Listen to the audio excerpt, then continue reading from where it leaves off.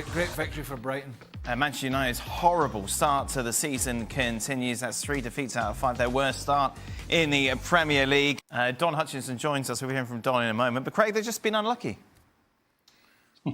Well, we've talked about this manager who had quite a lot of praise last year, and rightly so after a bad start. We've talked about him this year in previous games. Wolves game, where he was talking nonsense, particularly with the Anana incident. The Arsenal game, where he was talking utter nonsense, which he's reiterating there. This is the most deluded manager currently in the Premier League by some stretch, right? How can you be unlucky when you have a clear penalty not given to Wolves when you've been dominated at the end of the game? How can you have a dubious offside against Forest and then a Marcus Rashford dive for a penalty? How can you still say that Rasmus Højlund in the Arsenal game was a penalty kick and then talk about an offside? Offsides are not subjective. They're black and white. It's on or off. And then to talk about this game in fine moments, the ball was out of play. Shall we change the laws for Erik Ten Hag and Man United, or shall we go with the ball was out of play? And by the way, they had a very good 10 to 15 minutes at the start of this game. And then they were absolutely schooled by a Brighton side that also made 6 changes. They made 6 changes from the team that beat Newcastle. They've got Man United rejects like Danny Welbeck. They've got people like Lamptey, who was no longer wanted at Chelsea, and he's a right-back playing at left-back. Right? They have a bunch of guys that nobody else at elite level really wanted, and De Zerbi has coached the hell out of them. And they completely, and the way they played it, I mean, Lewis Dunk is not the quickest player by a long stretch. He played for England at Hampden in midweek. That guy just never seems flustered to me, and it starts from steal in goal to Dunk to the fullbacks to Gross to De Hood to Matoma. The way they play is brilliant, and it's no surprise the result. But what is a surprise is this guy managing Man United who thinks they're just unlucky. What utter nonsense that is. The skills that Erik Ten Hag has been putting up into this game means that he has lost are now they're no longer making any sense. And this is what happens whenever a manager has no idea what's happening with this team. We saw this with Klopp last season. I remember you started blaming things like the grass being too dry, talking about some things that I don't want to. When a manager has get his team and is not performing the way he wants it, this is what happens. One thing that Erik Ten Hag should have been told from the beginning is this: the Premier League is a different animal from the other leagues that you go to. If you're going to get to the whole players you've worked with, they were playing so well when you're in Ajax, where the competition is less than what happens in the Premier League. And now you are experiencing that these guys cannot handle the pressure that comes with the Premier League. Now you start blaming that it should have been an offside, the referees were looking at the wrong angle. Start blaming things that even a human being really with his own eyes and his own feet could understand that this should not even be allowed to be said by a manager. And he is a manager of Manchester United. How do you say that this is just bad? Because the things that helped you in the points that you have, it was a mistake that happened with the VAR issue, that they did not get the VAR correct, and now you're blaming how things are going so badly, and how everything has a reason, which is not even footballing wise. He has tactics, and the players are not playing according to the tactics. The beliefs that he had built from last season are not showing up. The second season always reveals so many things in the Premier League. A lot of people knows that a manager, if he's going to go high up, the first season is a catch up, then we see where you go. Now he has shown some things, and he got so many praises last season. This season, when we expect him to actually keep going, he's going down, and he has gotten his players now. Some players that he didn't want are gone. Now he's failing. Who is he going to be blaming? Let me hear what Stephen Nicol is going to say about this. Can't really think that, can he, Stevie? It's one thing to go out there and...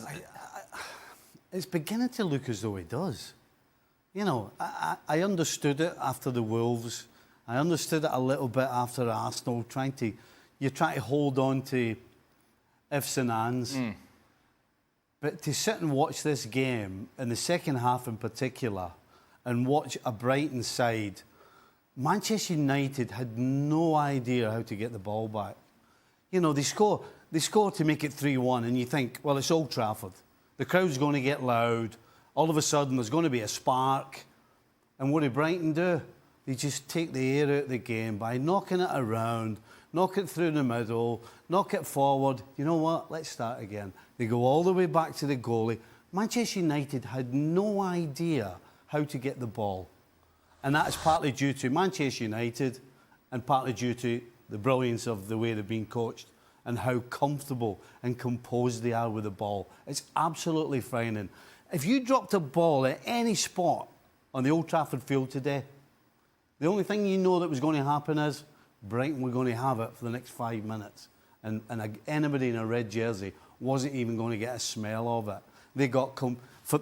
I agree, for 20 minutes, it was like there was an energy and a desire, and it's like, you know, and again, ifs and ands, had they taken an opportunity.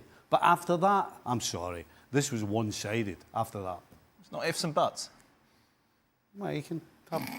Truth that we saw today, I felt like Brighton outclassed Manchester United.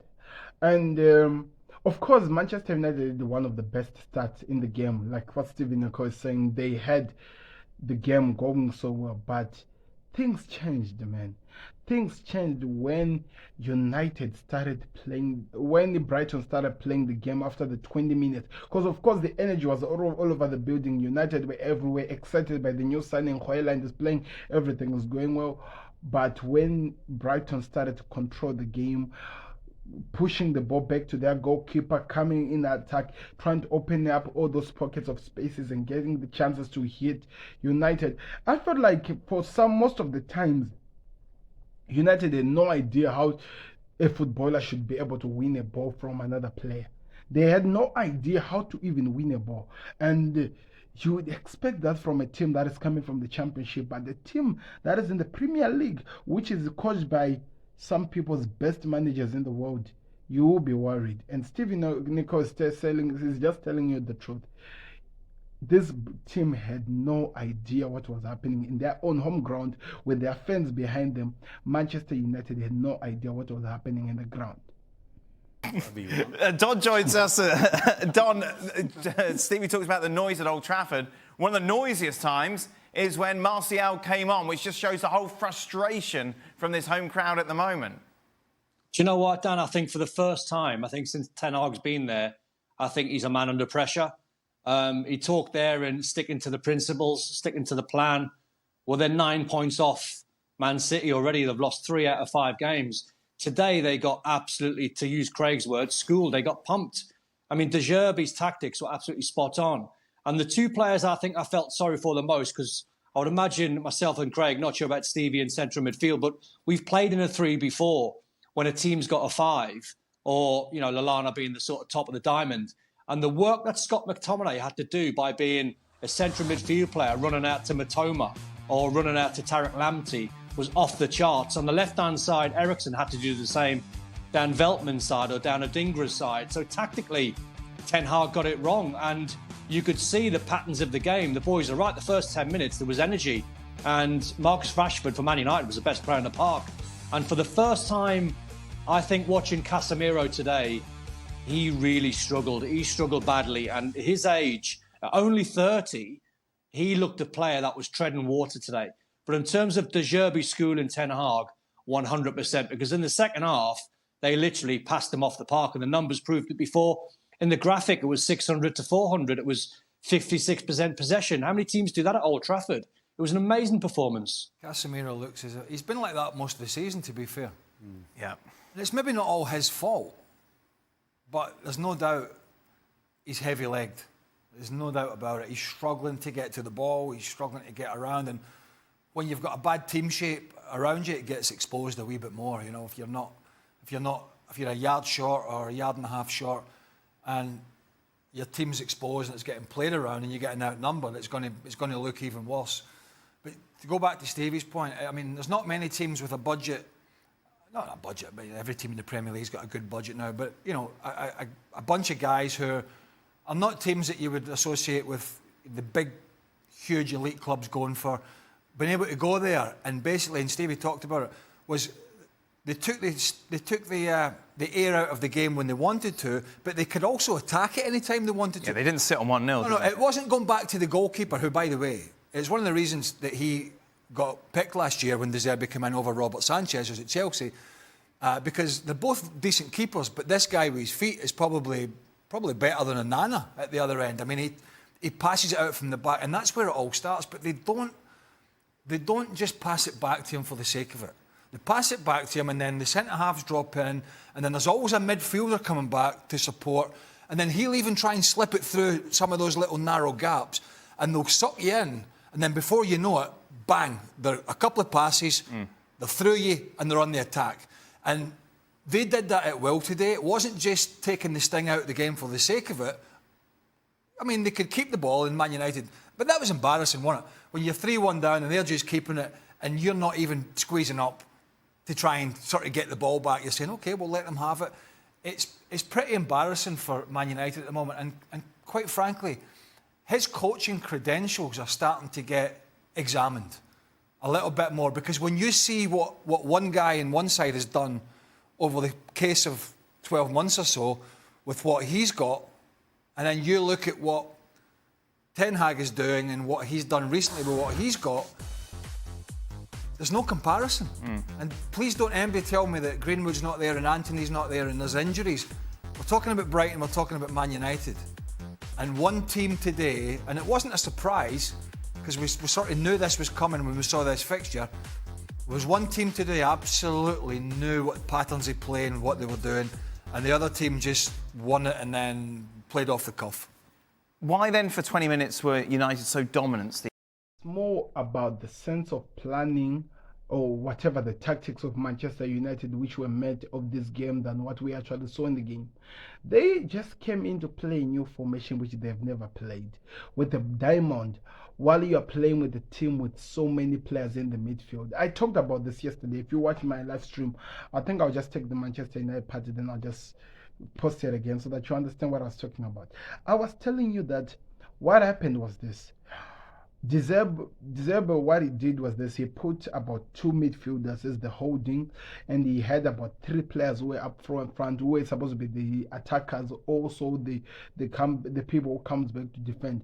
So you could see the likes of Welbeck, Lallana coming back and moving with the ball and doing whatever they were doing in terms of passing and moving forward. So it meant that a lot of players had to work so much hard to try to control the game. This is what happened.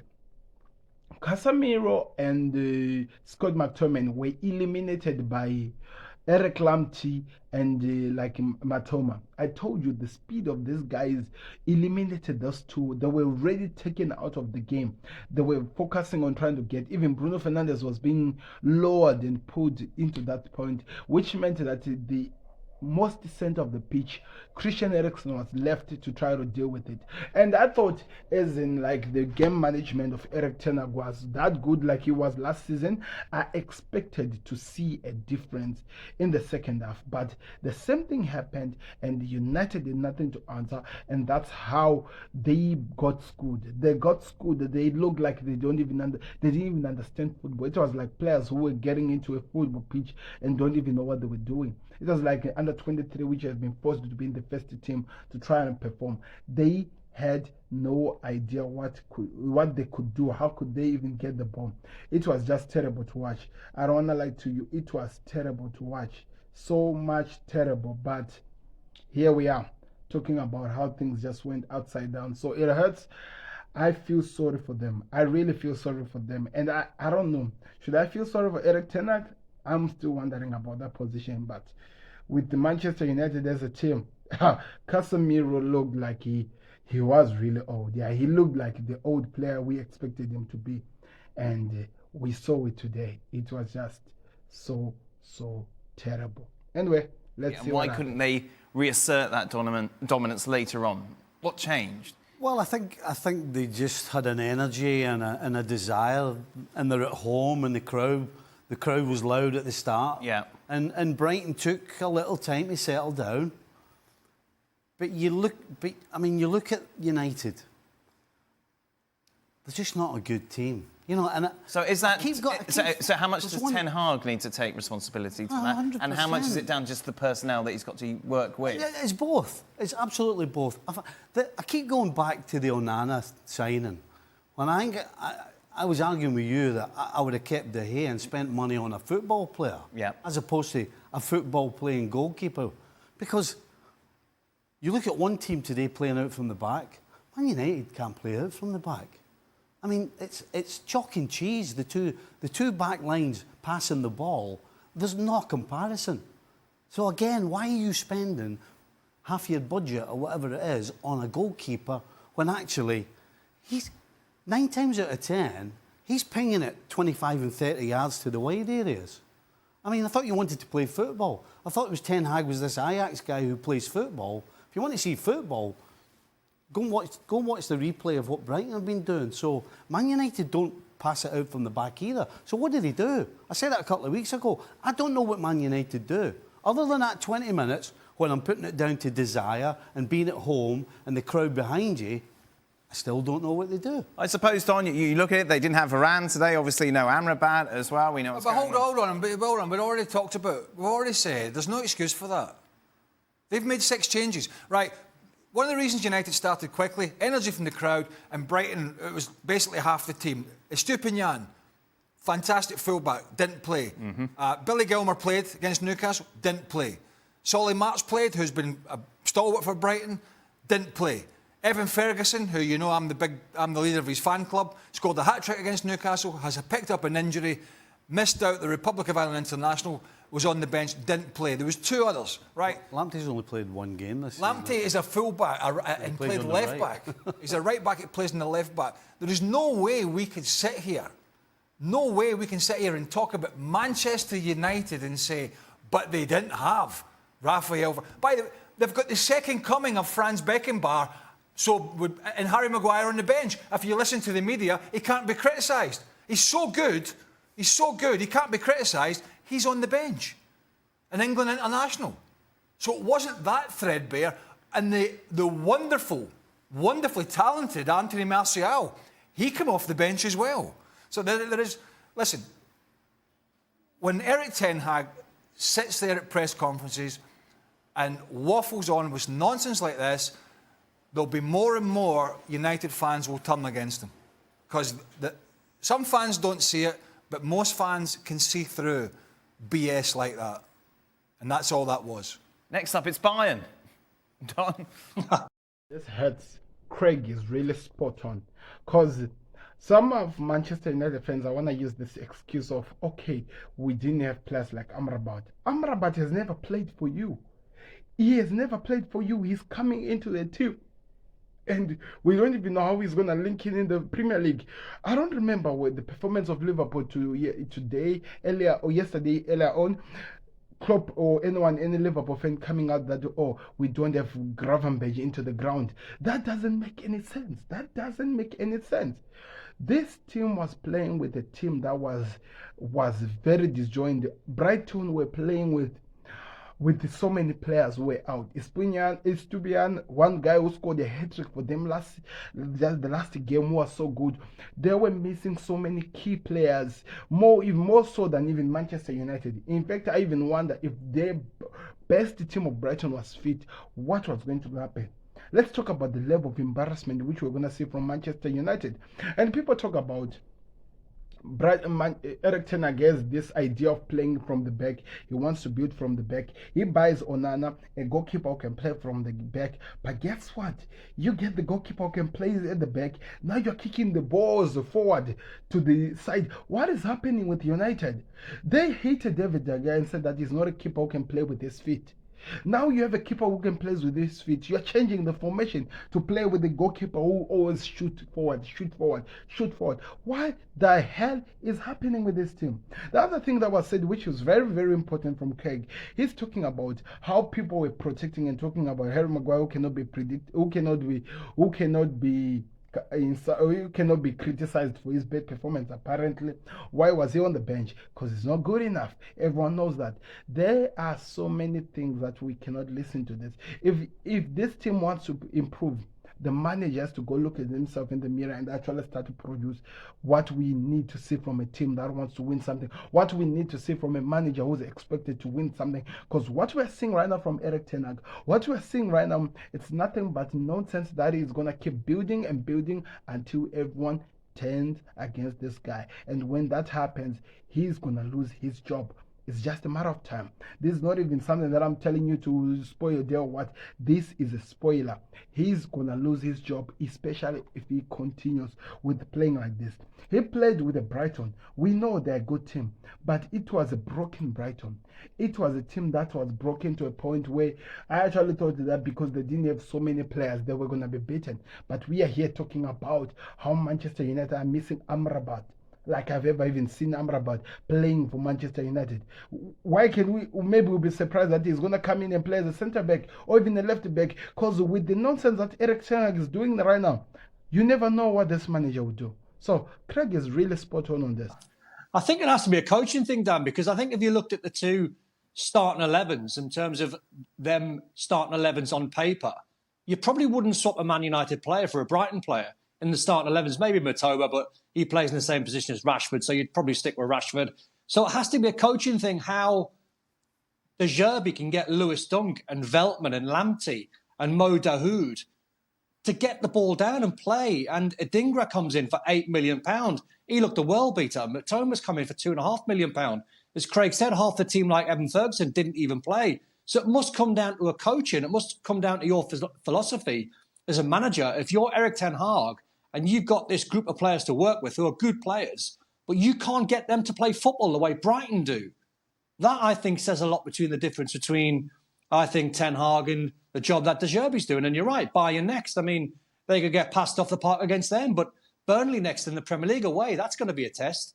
And as I said before, if you're a Man United fan now, you're thinking, well, title's gone. If we're ever in a title race, that's gone. 9 points behind City, 5 games in. It's disastrous. I've always thought keeping... And Brighton's recruitment, as they've proven, sort of left field recruitment with younger guys coming in at a cheaper price, and they've sold quite a few of them on, but they've done a great job. Guys that come in under the radar. I've always thought that's going to be their biggest problem. The stars that they've sold, and the stars like Caicedo recently and others, and the stars that they may sell, like Matoma. We've seen McAllister go. Ferguson's been talked about. They've all been talked about. But I don't know about you, Stevie, but I'm now thinking their biggest problem is not the football stars, is the manager.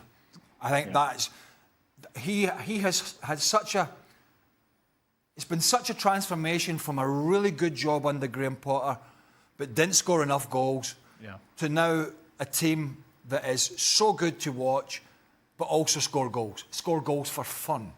And I think now that is... And a team's success like Brighton always brings its issues in terms of losing their employees. And I think now their biggest job, quite frankly, when the sacking season comes around, and it will, is to keep hold of this guy. If you're a Brighton fan, you've just got to enjoy it right now. Well, imagine. Because the only thing that's going to happen is eventually they're going to run out. Oh, no, Stevie.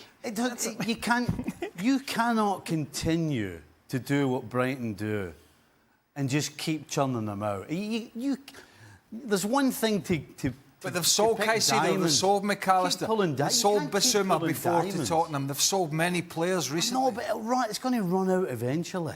Enjoy the ride. Will it last? As Craig said, what epitomises Brighton at the moment is you've got a player on loan from Barcelona who can't even get in the starting 11. Right. And that pretty much sums it all up. Nice. What are people really expecting us to think United would do against Bayern Munich? They had a chance to do something against Brighton. We saw nothing out of them. Now they'll be dealing with Bayern Munich, the champions of Germany.